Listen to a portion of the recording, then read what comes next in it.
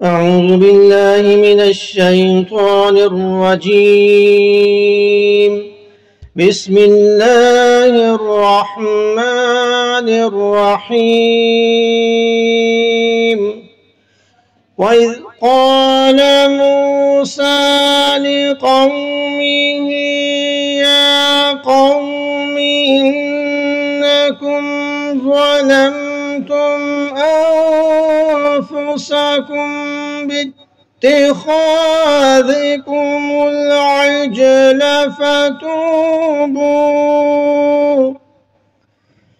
فتوبوا إلى بارئكم فاقتلوا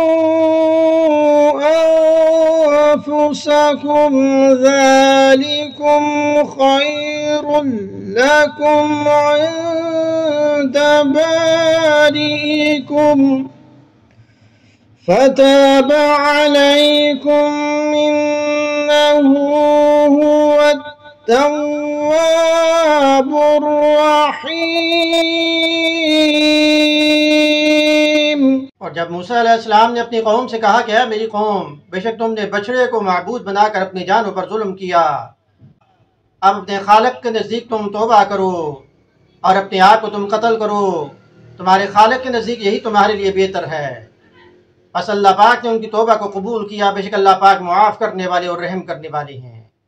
تو جس طرح گزشتہ دروس میں یہ بات گزر چکی ہے کہ موسیٰ علیہ السلام جب کوہ طور پر گئے تو سامری جادوگر نے قوم والوں کو بچڑے کی عبادت پہ، بچڑے کی پوجا کرنے پہ لگا دیا، تو قوم والوں نے شرک کیا۔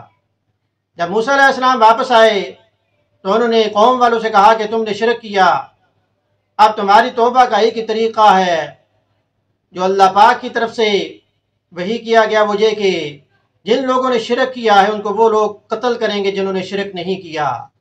تو پھر ان لوگوں کو قتل کیا گیا، مجرموں کو قتل کیا گیا، تو ان کی تعداد 70,000 تھی۔